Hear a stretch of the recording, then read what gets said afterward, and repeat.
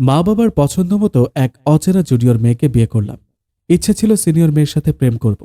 বিয়ে করলে সিনিয়র মেয়েকে বিয়ে করব। একজনকে ভালোও লাগতো, কিন্তু লজ্জায় বলতে পারতাম না। জুনিয়র হয়ে সিনিয়র মেয়েকে প্রপোজ করা অনেক সাহসের ব্যাপার, যা আমার মাঝে নেই। আর তাই সিনিয়র মেয়ের সাথে প্রেম করা আর হলো না। ইচ্ছের ঠিক বিপরীত ঘটল। চাইলাম সোনা, পেলাম রূপা। চাইলাম সিনিয়র, পেলাম জুনিয়র। মা বাবার ইচ্ছাকে প্রাধান্য দিতে গিয়ে নিজের স্বপ্নকে কোরবানি দিলাম। জুনিয়র এক মেয়েকে বিয়ে করলাম, তাও এক গ্রামের মেয়েকে। মেয়েটির নাম অবন্তী। কথা বলতে বলতে পরিচয় দিতে ভুলে গেছে। আমি অনন্ত, বাকিটা গল্পে জানতে পারবেন। আজ আমার বাসরাত। বাসরাতে অবন্তী আমার রাগের চেহারা দেখে কাঁপতে লাগলো। আমি বিষয়টা বুঝতে পেরে অবন্তীর কাছে যাইনি। চেয়ারে বসে ড্রয়ার থেকে পায়েলটা বের করে দেখছিলাম। এই পায়েল এখন মূল্যহীন। এই পায়েলের সাথে আমার অনেক স্বপ্নের স্মৃতি জড়িয়ে আছে। কিছুক্ষণ পায়েল নিয়ে ভাবছিলাম, তারপর ঘুমোতে গেলাম। অবন্তী খাটে শুয়ে আছে আর আমি সোফায় শুয়ে আছি। বাসরাতে মানুষ কত কিছু না করে, কিন্তু আমার বাসরাতে কিছুই হলো না। অবন্তীর সাথে দু চারটে কথাও বলতে পারলাম না। আমার লাইফে এরকম পানসে বাসরাত হবে কখনো ভাবিনি। যাই হোক, সকালবেলা ঘুম ভেঙে গেলে দেখতে পাই আমার গায়ে একটা চাদর দেওয়া। বুঝতে আর বাকি রইল না যে এটা ওরই কাজ। এরকম শীতে একা থাকাটা খুবই কষ্টকর। ঘুম থেকে উঠতেই অবন্তী আমার ব্রাশ আর পেস্ট নিয়ে দাঁড়িয়ে আছে।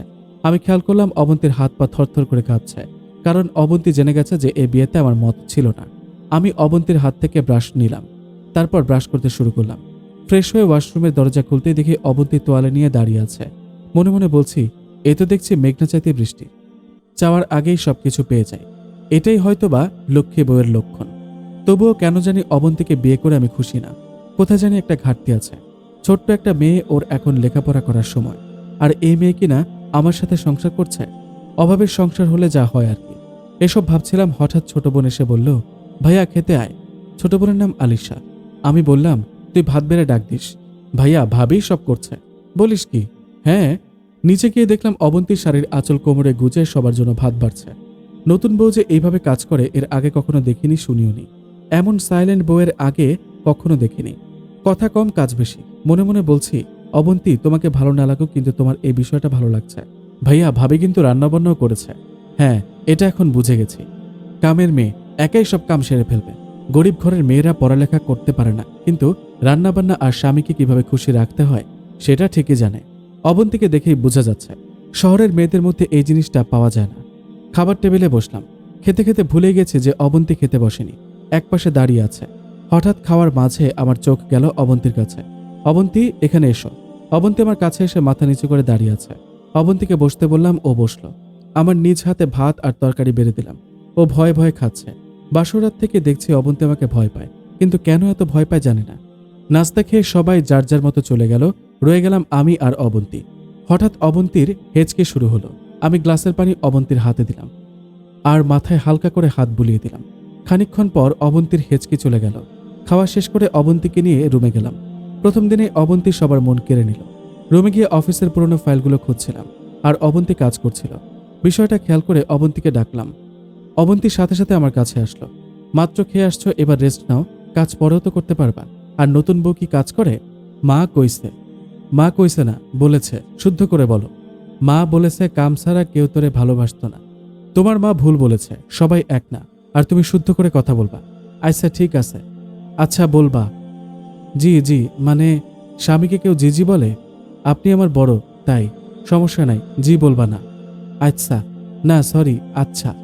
তোমার চুলগুলো যে এলোমেলো হয়ে আছে খেয়াল করেছো? যাও আয়নার সামনে বসে ঠিক করো। অবন্তী আয়নার সামনে বসে চিরুনি দিয়ে চুল আঁচড়াতে লাগলো। আমি একটু পরপর আর চোখে তাকিয়ে অবন্তীকে দেখছি। যতই দেখছি ততই দেখতে ইচ্ছে করছে। এমন সময় কি কাজ করা যায়? মোটেও না। আমি আর না পেরে অবশেষে অবন্তীর কাছে গিয়ে বসলাম। আপনি না কাজ করতেছেন? কাজ সবসময় করা যাবে, কিন্তু তোমাকে এই রূপে সবসময় দেখা যাবে না। আপনি জানতো আমার লজ্জা করতেছে। ওমা, আমার সাথে কিসের লজ্জা? জানি না। আচ্ছা আরেকটু দেখি। আপনার বউকে আপনি ইচ্ছা মতো দেখেন, এটা কি কওয়া লাগে? ইচ্ছা করছে তোমার ওই ঠোঁটে আমার ঠোঁট রাখতে। রাখেন। বলেই অবন্তী চোখ বন্ধ করে ফেলল। আমি অবন্তীর ঠোঁটে আমার ঠোঁট রাখবো, অমনি ছোট বোন এসে ডাক মারল। পাকা ধান খেতে মই দিয়ে দিল। ইচ্ছে করছে বোনটাকে দুটো থাপ্পড় দিই। এমন রোমান্টিক মুহূর্তে ছোট বোনের আগমন মোটেও আশা করিনি। মনে মনে বলছি, আর 1 মিনিট পরে আসলে হয়তো অবন্তীর ঠোঁটে আমার ঠোঁট স্পর্শ করে ফেলতাম। উফ, একটুর জন্য পারলাম না। যাই হোক, তারপর অবন্তী গিয়ে দরজা খুলল। আলিশা ভিতরে ঢুকেও ঢুকলো না। কারণ ও আমার দিকে তাকিয়ে বুঝে গেছে যে আমি এখন ওকে হাতের কাছে পেলে থাপ্পড় দিব। খুব চালাক চতুর মেয়েটা। অবন্তী এসবের কিছুই বুঝল না। অবন্তী একদম সাদা সিধে একটি মেয়ে, যার ভিতর কোনো হিংসা, ক্ষোভ, লোভ, লালসা কিচ্ছু নেই। এই কারণেই আস্তে আস্তে অবন্তীকে আমার ভালো লাগতে শুরু করলো। আলিশা দরজার পাশে দাঁড়িয়ে বোবা মানুষের মতো হাত পেতে আমার কাছে টাকা যাচ্ছে। আমি বুঝো না বুঝার ভান ধরে বললাম, কি জন্য ডাকছিস, তাড়াতাড়ি বল। টাকা দে, স্কুলে যাবো। টাকার জন্য তুই আমাকে ডাকছিস? তাহলে কাকে ডাকবো? আম্মার কাছে টাকা চাইতি? আম্মার কাছে টাকা নেই। চিন্তা করিস না, কয়দিন পর তোর কাছে টাকা চাবো না। তাই নাকি? তাহলে কার কাছে চাইবি? আমার লক্ষ্মী গুলুমুলু ভাবির কাছে চাইবো। তাই না গো ভাবি? হ্যাঁ গো তাই। একজন বেলুনে পাম্প দিচ্ছে, আরেকজন ফুলতেছে। অবন্তীকে গুলুমুলু টুলুমুলু বলে পাম্প দিচ্ছে, আর উনি বেলুনের মতো ফুলছে।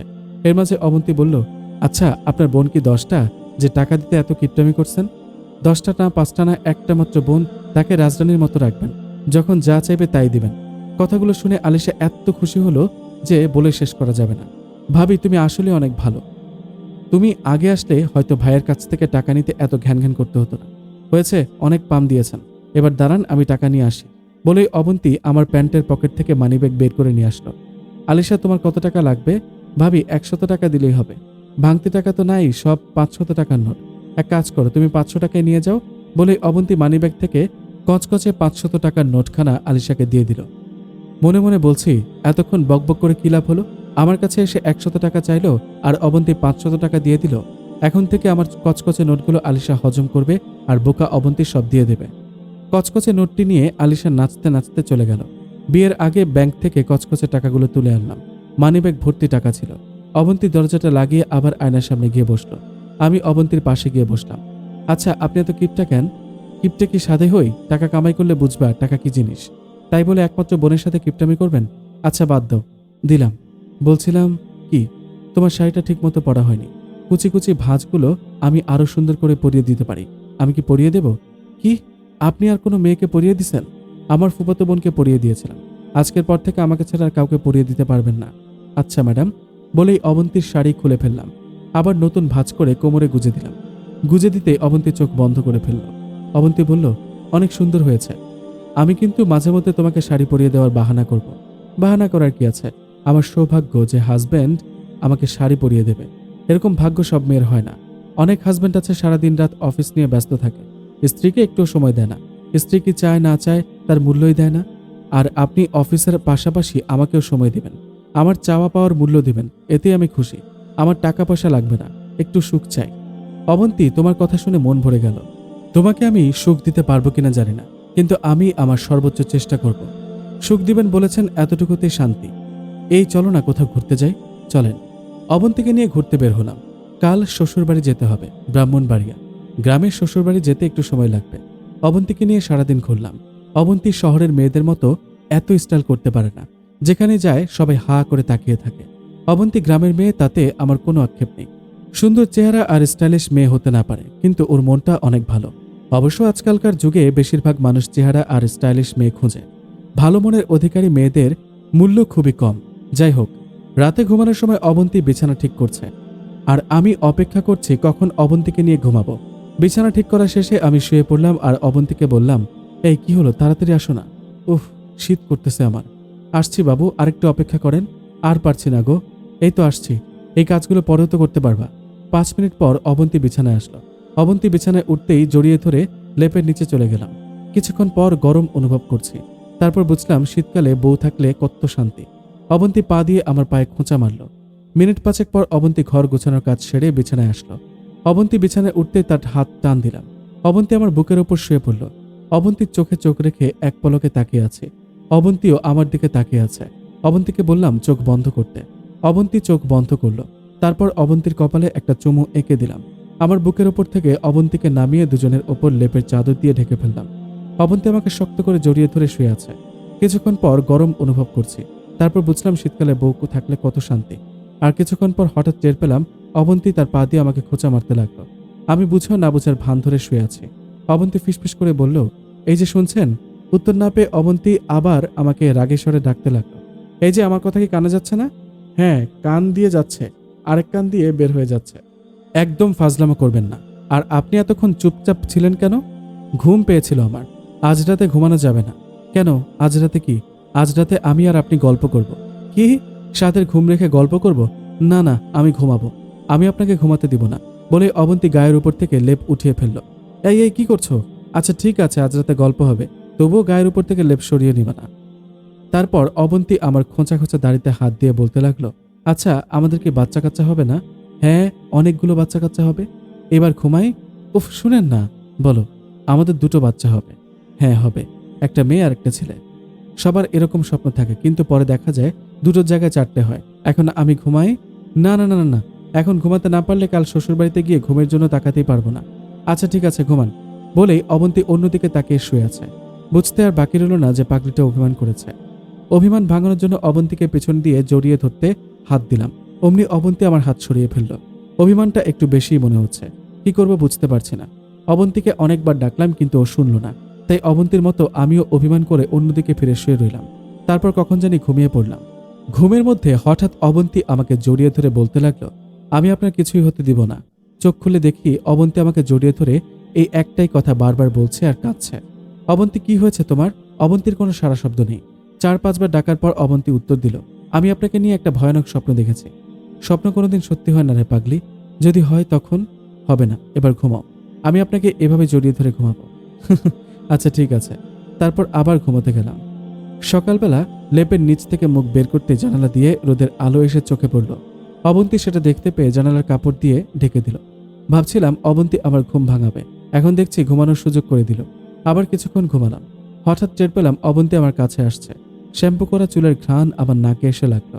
বিষয়টা বুঝতে পেরেও ঘুমের ভান ধরে শুয়ে আছি। তারপর অবন্তী তার ভেজা চুল দিয়ে আমার নাক মুখে কাতকুতো দিচ্ছে, যাতে আমি ঘুম থেকে উঠতে পারি। অবন্তী বারবার আমার নাক মুখে চুল দিয়ে কাতকুতো দিচ্ছে। আমি অবশেষে অবন্তীর হাত টান দিয়ে বিছানায় শুয়ে দিলাম। এই এই এখন এসব চলবে না, যান উঠেন আর ফ্রেশ হয়ে আসুন। একটু থাকো না। না, এখন আমাকে সবার জন্য নাস্তা বানাতে হবে। ধুর, লাগবে না, যাও। বাচ্চাদের মতো আচরণ করেন কেন? বোঝার চেষ্টা করুন। আজ আমাদের বাড়ি না গেলে আপনি আমাকে নিয়ে সারাদিন শুয়ে থাকলেও সমস্যা ছিল না। আচ্ছা ঠিক আছে, তুমি যাও, আমি উঠছি। শুধু উঠলেই হবে না, গোসল করে ফ্রেশ হয়ে তারপর নাস্তার টেবিলে আসবেন। এই শীতে আমি গোসল করতে পারবো না। কি? আপনি গোসল না করে শ্বশুরবাড়ি যাবেন? তা না। তাহলে কি? বলছিলাম কি গরম পানি দিয়ে গোসল করব। আচ্ছা ঠিক আছে, আপনি ওঠেন, আমি পানি গরম করে দিচ্ছি। অবন্তী পানি গরম করতে চলে গেল। কিছুক্ষণ পর গরম পানি এনে আমাকে ডাকতে লাগলো। গোসলখানায় গিয়ে ধূপধাপ কয়েক মগ পানি ঢেলে কোনোরকম শরীর ভেজালাম। দরজা খুলতে দেখে অবন্তী তোয়ালে নিয়ে দাঁড়িয়ে আছে।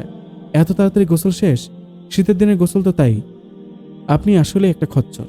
খাচ্চর বলো আর যাই বলো, এইবার তোয়ালেটা আমাকে দাও। তোয়ালে দিয়ে অবন্তী সোজা নিচে চলে গেল। আমি ফ্রেশ হয়ে সবার সাথে খেতে বসলাম। সারা শরীরে কাঁপুনি হচ্ছে আর খাবার খাচ্ছি। খাওয়া শেষে দৌড়ে রুমে গিয়ে আবার লেপের নিচে গেলাম। অবন্তী রুমে এসে আমাকে লেপের নিচে দেখতে পেয়ে ভীষণ ক্ষেপে গেল। আমি লেপের ছিদ্র জায়গা দিয়ে অবন্তীকে দেখছি। অবন্তী রাগে দাঁত কটমট করছে। আচ্ছা, আপনি কি উঠবেন না নাকি পানি ঢেলে দেব? তুমি রেডি হও, আর সেই সময়টুকুতে আমি একটু গরম হই। লেপের ছিদ্র জায়গা দিয়ে দেখলাম অবন্তী বাথরুমের দিকে যাচ্ছে। অমনি লেপের নিচ থেকে উঠে পড়লাম। আজ লেপের ছিদ্র না থাকলে পানিতে ভিজতে হতো। যাই হোক, তারপর অবন্তী পানি এনে দেখলো আমি বিছানায় নেই। অবন্তী লেপ উঠিয়ে দেখলো আমি বিছানায় নেই, আর সেটা আমি দরজার আড়ালে লুকিয়ে দেখছি। হঠাৎ আলিশা রুমে আসলো। ভাবি, কি করো? কি ব্যাপার ভাবি, তোমার হাতে পানির বালতি কেন? তোমার অলস ভাইয়াকে গোসল করাবো। ভাবি, ভাইয়া তো একবার গোসল করেছে, আবার গোসল করাবা কেন? তোমার ভাইয়ার মির্কি ব্যারাম হয়েছে, তাই পানিতে চুবাবো। মির্কি ব্যারাম কি? আমাদের গ্রামের আঞ্চলিক ভাষায় মির্কি ব্যারাম বলে। ভাবি, তোমার যা ইচ্ছে করো, কিন্তু এখন আমাকে টাকা দাও। আমি দরজার আড়াল থেকে বের হয়ে পালাবো, অমনি আলিশা আমাকে দেখে ফেললো। ভাইয়া কই যাস? আমার টাকা দিয়ে যা। এর মাঝে অবন্তী বলল, এই যে জনাব, আপনি চোরের মতো কই পালাচ্ছেন? কাছে আসুন। তোমার হাতে পানি থাকলে যাব না। আচ্ছা ঠিক আছে, পানি বাথরুমে ফেলে দিচ্ছি। বলে অবন্তী পানির বালতি বাথরুমে নিয়ে গেল। এদিকে আলিশা টাকার জন্য ঘ্যান ঘ্যান করছে। বিছানায় বসতেই অবন্তী এসে বলল, আবার বসলেন কেন? কি করব তাহলে? কি করব মানে? আজকে যে আমাদের বাড়ি যাবার কথা, সেটা কি ভুলে গেছেন? ওহ সরি, দাঁড়াও, আমি এক্ষুনি রেডি হচ্ছি। ভাবি, আমিও তোমাদের সাথে যাব। আমার খুব ইচ্ছে গ্রাম দেখব। গ্রামের বিষয়ে শুধু বইয়ে পড়েছি, কোনোদিন দেখিনি। প্লিজ প্লিজ না করো না। আচ্ছা ঠিক আছে, যাও, রেডি হও। থ্যাংক ইউ আমার গুলুমুলু ভাবিতা। কিন্তু আলিশা ম্যাডাম, আমি আপনাকে আমাদের সাথে নিচ্ছি না। ভাইয়া, তুই কি সারা জীবন আমার শত্রু হয়ে থাকবি? যেখানে যেতে চাই তুই বাধা দিবি, কিন্তু কেন? দেখ, সামনে তোর এক্সাম, তাই আমি তোকে যেতে দিব না। এক্সামের এখনো 2 মাস বাকি আছে। 2-1 দিনের জন্য কিচ্ছু হবে না। আচ্ছা ঠিক আছে, যা, কিন্তু এক্সাম খারাপ হলে খবর আছে। কয়টার খবর? কথাটা শুনে অবন্তী হাসতে লাগলো। ধমক দিয়ে বললাম, চুপ। একদমকে সব ঠান্ডা হয়ে গেল। তারপর সবাই রেডি হয়ে ব্রাহ্মণবাড়িয়ার উদ্দেশ্যে ট্রেন ধরলাম। অবন্তীকে জানালার পাশে দিয়ে মাঝখানে আমি বসলাম আর আমার পাশে আলিশা বসলো। ট্রেন তার নিজস্ব গতিতে চলতে লাগলো। এর আগে কখনো ট্রেন দিয়ে ব্রাহ্মণবাড়িয়া যাওয়া হয়নি। আলিশা তার প্রাণের ফেসবুক নিয়ে ব্যস্ত আর অবন্তী বাইরের প্রকৃতির দিকে তাকিয়ে ব্যস্ত। আমাদের সামনে 3 জন লোক বসেছে। ওদেরকে দেখে মনে হচ্ছে ওরাও কোথাও বেড়াতে যাচ্ছে। হাতে রসগোল্লার হাড়ি, উফ, দেখেই জিভে জল চলে এলো। গাড়িতে বা ট্রেনে উঠলে অনেকেরই খেতে ইচ্ছে করে না, কারণ খেতে গেলেই বমি হওয়ার সম্ভাবনা থাকে। কিন্তু আমার ক্ষুধা থাকুক বা না থাকুক, আমার খেতে ইচ্ছে করবেই। মনে মনে এসব কথা ভাবছিলাম, হঠাৎ এক হকার বাদাম, বুট, চানাচুর এসব নিয়ে ডাকতে লাগলো। অবন্তী আর আলিশার জন্য চানাচুর আর আমার জন্য বাদাম দিতে বললাম। খেতে খেতে অবন্তীকে বললাম, কোথায় আসছি আমরা? এই তো আরেকটু সামনেই ভৈরব স্টেশন। আলিশা, মোবাইল দেখে বাইরে তাকিয়ে দেখ কত সুন্দর। ভাইয়া, আমি চ্যাট করছি, বিরক্ত করিস না। আচ্ছা ঠিক আছে, আপনি চ্যাট করেন। একটু পর অবন্তী বলল, আমার ঘুম পাচ্ছে, আমি এখন একটু ঘুমাই। আচ্ছা ঘুমাও। আলিশা আমার কাঁধে মাথা রেখে ঘুম দিল। অবন্তীকে ঘুমন্ত অবস্থায় অনেক সুন্দর লাগছে। এখন আমার ইচ্ছা মতো দেখতে পারবো। অবন্তী তাকিয়ে থাকলে অবশ্য বেশিক্ষণ তাকিয়ে থাকতে পারতাম না। মেয়েদের চোখে চোখ রেখে আমি বেশিক্ষণ থাকতে পারি না। কিন্তু এবার অবন্তীকে যতক্ষণ ইচ্ছা দেখতে পারবো।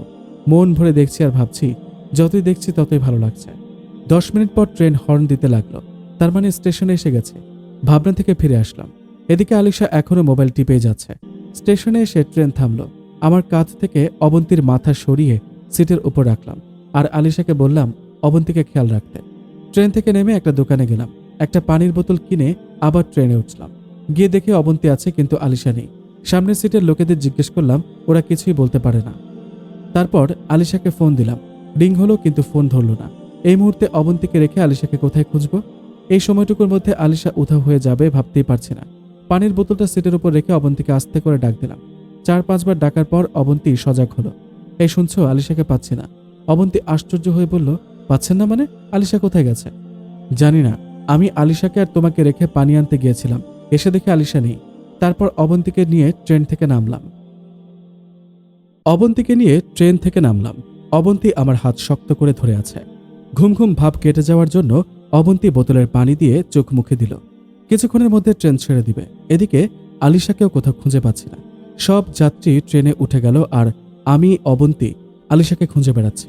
হঠাৎ আলিশা ভাইয়া বলে ডাক দিল। পেছনে তাকিয়ে দেখি আলিশা ট্রেনের দরজায় দাঁড়িয়ে হাত বাড়িয়ে আমাদেরকে ডাকছে। এই মুহূর্তে ট্রেনও ছেড়ে দিয়েছে। ট্রেনের গতি কম ছিল বলে উঠে পড়লাম। ট্রেনে উঠেই ইচ্ছে করছে আলিশাকে 2-4টে থাপ্পড় মারি। এতক্ষণ আমাদের দুজনকে যে হয়রানি করেছে। যাই হোক, তারপর আমাদের যার যার সিটে গিয়ে বসে পড়লাম। আলিশাকে রাগী স্বরে জিজ্ঞেস করলাম, এতক্ষণ কই ছিলি? ভাইয়া, আমি আগেই সরি বলি, কারণ তোমাদেরকে না বলে আমার যাওয়াটা একদম ঠিক হয়নি। আমি ভাবিকে বলে যেতাম, কিন্তু ভাবি ঘুমাচ্ছিল, তাই বলে যেতে পারিনি। আর তুই বাইরে গিয়েছিলি, ভাবলাম তোর আসতে দেরি হবে, তাই আমি দেখা করতে চলে গিয়েছিলাম। সবই বুঝলাম, কিন্তু কার সাথে দেখা করতে গিয়েছিলি?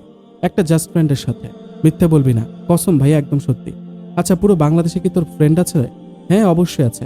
তোর বোন বলে কথা। হয়েছে, চোরের মায়ের বড় গলা। একে তো না বলে দেখা করতে গেলি, তার উপর আবার উল্টাপাল্টা বক বক।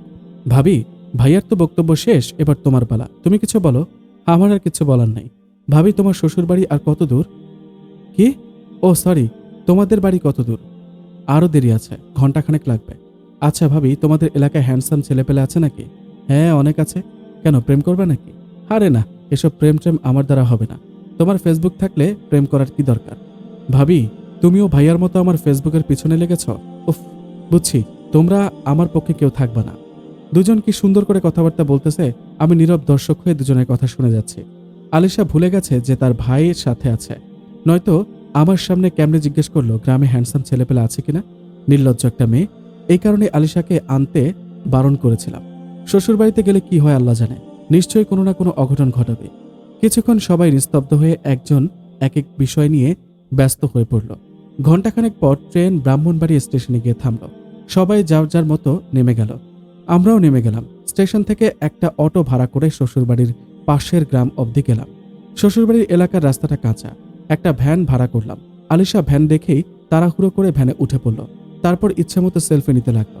মাঝে মধ্যে খুবই বিরক্ত লাগে, কিন্তু একটা জিনিস লক্ষ্য করলাম, আলিশা গ্রামের মাটিতে পা রাখতেই মোবাইলের নেশাটা একটু কমে গেছে।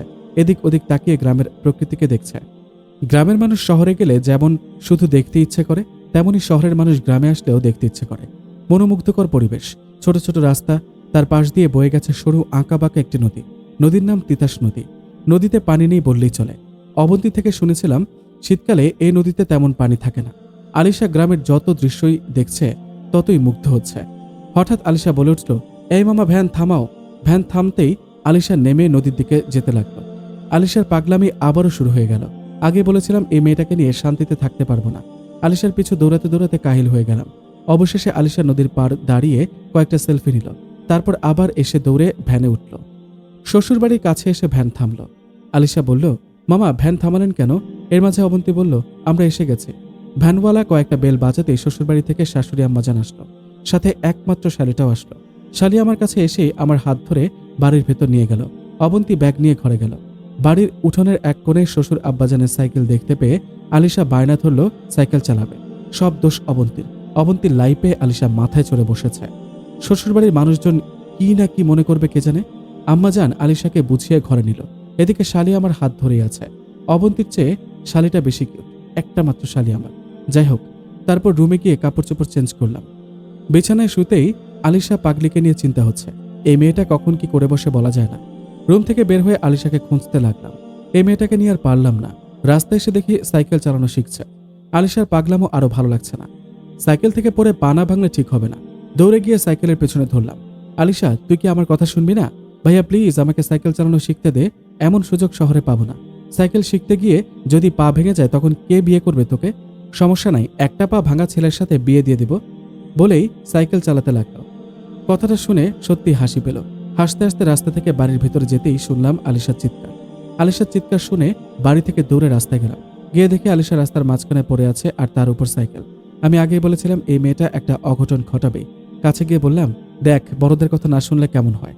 বড়রা যা বলে ছোটদের তা শুনতে হয়। কথাগুলো শুনে আলিশা হো হো হো করে পাগলের মতো হাসতে লাগলো। বুঝতে পারছি না ও হাসতেছে কেন। ব্যথা পাইলে কেউ হাসে নাকি? আলিশার ওপর থেকে সাইকেল উঠাতে আলিশা উঠে পড়ল আর বলল, ভাইয়া আমার কিচ্ছু হয়নি, আমি জেনে শুনে সাইকেলের নিচে পড়েছি। কিন্তু কেন? দেখলাম সত্যি সত্যি আমার এমন হলে তুই কি করিস? আমি আগেই বলেছি সাইকেল চালাতে গিয়ে তোর যদি হাত পা ভেঙে যায় তাহলে হাত পা ভাঙা ছেলের সাথে তোর বিয়ে দিয়ে দেব। আমারও কোনো আপত্তি নেই। আমারও হাত পা ভাঙা, ওনারও হাত পা ভাঙা। ইস কি মিল হয়েছে, আর সাইকেল চালাতে হবে না। এবার আমার সাথে আয়। বলেই এক হাতে সাইকেল আরেক হাতে আলিশাকে ধরে বাড়িতে নিয়ে আসলাম। বিকেলবেলা শ্বশুর আব্বাজান আসলো। অবন্তী রুমে এসে বলল, শুয়ে না থেকে চলেন বিল থেকে ঘুরে আসি। আচ্ছা চলো, কিন্তু তোমার বোন অহনাকে দেখছি না যে? ও বেড়াতে গেছে। আচ্ছা ঠিক আছে, চলো যাই। এর মাঝে আলিশা শুনতে পেয়ে বলল, আমিও যাব। তোর যেতে হবে না, তুই সাইকেল চালানো শেখ। না, আমি বিলে যাব, নৌকায় উঠবো, তারপর পদ্ম ফুল তুলব। আমার খুব ইচ্ছা। না করিস না ভাইয়া। এর মাঝে অবন্তী বলল, আচ্ছা ঠিক আছে, আসো। অবন্তীর কারণেই আলিশা দিন দিন লাই পেয়ে মাথায় উঠেছে। যা হোক, তারপর অবন্তী আর আলিশাকে নিয়ে শ্বশুরবাড়ির পেছন দিক দিয়ে বের হলাম। হাঁটতে হাঁটতে রসুলপুর নামের একটা জায়গায় গিয়ে একটা নৌকায় উঠলাম। রসুলপুর আসতে না আসতেই আলিশা লাফাতে শুরু করলো পদ্মফুল তুলবে। বিলের মাঝখানে গিয়ে আলিশা অনেকগুলো পদ্মফুল তুলল। ও যদি পারত সারা বিলের পদ্মফুল তুলে আনত। আলিশা মাঝখানে বসে আছে, আমি আর অবন্তী নৌকার মাথায় বসে আছি। জেলেরা মাছ ধরছে। কেউ বড়শি দিয়ে মাছ ধরছে, কেউ জাল দিয়ে মাছ ধরছে। এটাই তাদের জীবিকা নির্বাহের প্রধান হাতিয়ার। মাছ পেলে মুখে হাসি ফোটে, আর না পেলে হাসি ফোটে না। অনেক সময় না খেয়ে থাকতে হয়, এসব ভাবছিলাম। এদিকে সূর্য আস্তে আস্তে পশ্চিম দিক দিয়ে অস্ত যাচ্ছে আর সন্ধে হয়ে আসছে।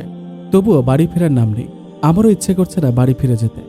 সন্ধ্যাবেলা হালকা বাতাস, শীত শীত লাগছে। শ্বশুরবাড়ি ফিরেছি। অবন্তী আমার হাত শক্ত করে ধরে আছে। আলিশা আমাদের ঠিক সামনে। কিছুটা ভয় ভয় করছে। অবন্তী বলেছিল এ জায়গাটা ভালো না। এটা মনে হলেই গা ছমছম করে ওঠে।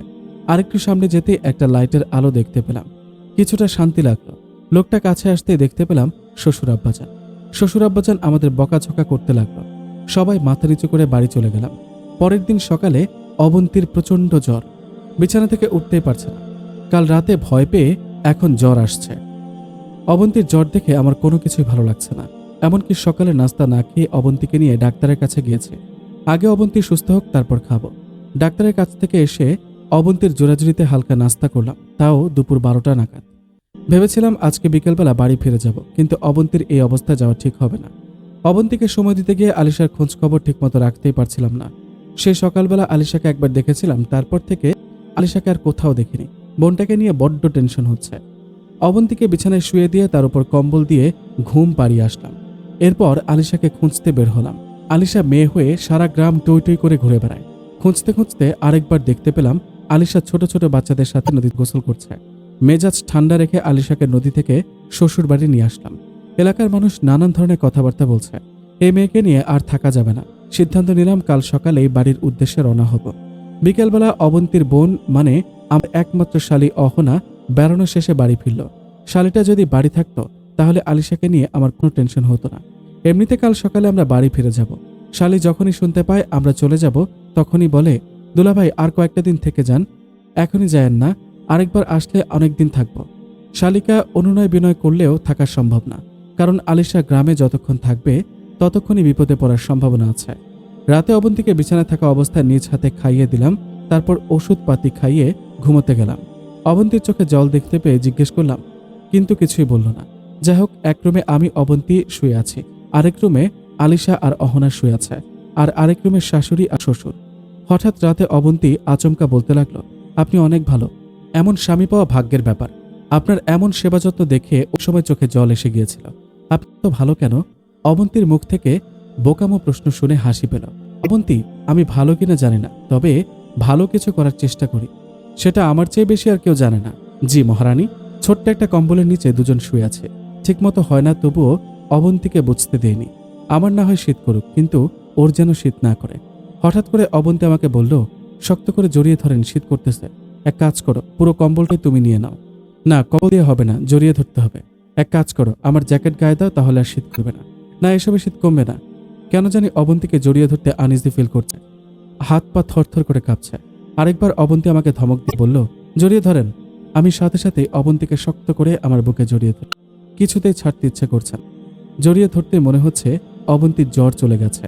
অবন্তী আর আমি দুজনেই কম্বলের নিচ থেকে মাথা বের করলাম। কম্বলের নিচে মুখ লুকিয়ে বেশিক্ষণ থাকা যায় না, দম বন্ধ হয়ে আসে। দুজনেই জোরে জোরে নিঃশ্বাস নিচ্ছি। আজ যেন মধুর রাত, এমন রাত হয়তো আর নাও আসতে পারে। এসব যখন ভাবছি তখন অবন্তীর দিকে তাকিয়ে দেখি ও ঘুমিয়ে পড়েছে। মহারানী ঘুমিয়ে পড়েছে, আর মহারাজা জেগে থেকে কি করবে? তারপর আমিও ঘুমোতে গেলাম। চোখ বন্ধ করতে ঘুমের দেশে চলে গেলাম। সকালবেলা, শীতের দিনে সকালবেলা উঠতেই ইচ্ছে করছে না, কিন্তু আজ আমাকে উঠতেই হবে। নাস্তা খেয়ে বাড়ির উদ্দেশ্য হব। অবন্তী হয়তো রান্নাবান্নার কাজে ব্যস্ত, আর আলিশা কি যেন করতেছে।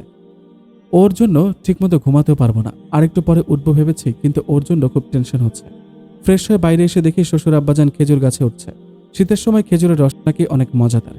আলিশা অনেক আগে থেকেই গাছে দাঁড়িয়ে আছে খেজুরের রস খাবে বলে। আমারও ইচ্ছে খেজুরের রস খাবো। শ্বশুর আব্বাজান গাছ থেকে খেজুরের কলস ভর্তি রস দড়ি দিয়ে নিচে দিল। শালি দুটো গ্লাস নিয়ে আসলো। আমি আর আলিশা প্রথমে দেখলাম, প্রচুর মিষ্টি এবং ঠান্ডা। কিছুক্ষণের জন্য মনে হলো গলা দিয়ে বরফের পানি গেছে। নাস্তা খেয়ে অবন্তী আর আলিশাকে নিয়ে বের হব। ঠিক তখন আম্মাজান শালি কান্নাকাটি করতে লাগলো। কিছুক্ষণ সান্ত্বনা দিলাম, তারপর বের হলাম। রাস্তায় গিয়ে ভাড়া করা ভ্যানে উঠলাম। একটু দূরে যাওয়ার পর আলিশা ভ্যান থেকে নেমে পড়ল। আলিশা, কেন? গ্রাম ছেড়ে শহরে যেতে ইচ্ছে করছে না। আমি যাব না, তোমরা চলে যাও বলে আলিশা শ্বশুরবাড়ির দিকে হাঁটতে লাগলো।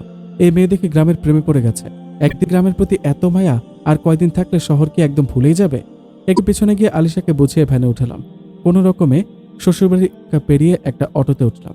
আলিশা অবধি দুজনেরই মন খারাপ। স্টেশনে গিয়ে ট্রেনে উঠে পড়লে সব আগের মতো হয়ে যাবে। তারপর ট্রেনের 3টে টিকিট কেটে বসে আছি। আধ ঘন্টা পর ট্রেন আসলো। সবাই ট্রেনে উঠে পড়লাম। ট্রেন তার নিজস্ব গতিতে চলতে লাগলো। মোটামুটি 3 জনেরই মন খারাপ। ওদের 2 জনের মন খারাপ দেখেও আমার মন কি থাকতে পারে? কখনোই না। আর সময় আলিশাও একদম মোবাইল গুতাগুতি করেনি। শহর থেকে গ্রামে যেতেই আলিশা কেমন জানি চেঞ্জ হয়ে গেছে। যাই হোক, 2 ঘন্টা পর বাসায় ফিরে আসলাম। কাল থেকে আবার আগের মতো অফিসে যেতে হবে। ব্যস্ত হয়ে পড়ব। আলিশাও তার প্রাইভেট নিয়ে ব্যস্ত হবে। রাতে বাসায় এসে দেখি অবন্তী আগে থেকে শুয়ে আছে, কিন্তু খাবার রেডি আছে। আমি আসছি। অবন্তী সেটা দেখতে পেয়ে বিছানা থেকে উঠে পড়ল। এই, তোমার উঠতে হবে না, তুমি খেয়েছো? খেতে ইচ্ছে করছে না। খেতে ইচ্ছে করছে না মানে? আমি খাবো না, আপনি খান।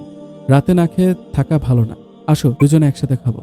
অবন্তী বিছানা থেকে উঠে আমার কাছে এসে বাচ্চা পোলাপানের মতো দাঁড়িয়ে আছে। একটু নিচু হয়ে হা করলো, আর আমি অবন্তীকে খাইয়ে দিলাম। খাওয়া শেষে অবন্তীর মুখ আমার হাত দিয়ে মুছে দিলাম আর বললাম, যাও এবার গিয়ে লক্ষ্মী মেয়ের মতো শুয়ে পড়ো। আমি একটু কাজ সেরে আসছি। না না মানে? আমি আপনার কাজ দেখব। আপনাকে ছাড়া আমার একা একা ঘুম আসবে না। তুমি কি দাঁড়িয়ে দাঁড়িয়ে কাজ দেখবা? না, তাহলে আপনার কোলে বসে কাজ দেখব। উফ, তুমিও না বাচ্চা পোলাপান রয়ে গেলা। আসো। অবন্তী সত্যি সত্যি আমার কোলে এসে বসলো।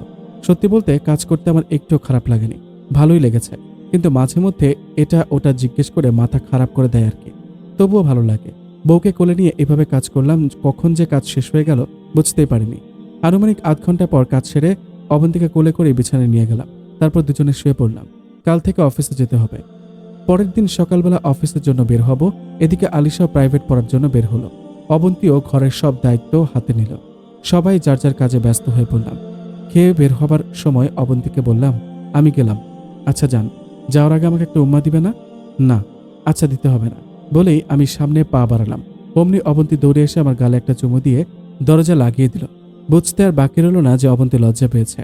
আমি মুচকি একটা হাসি দিয়ে অফিসে চলে গেলাম।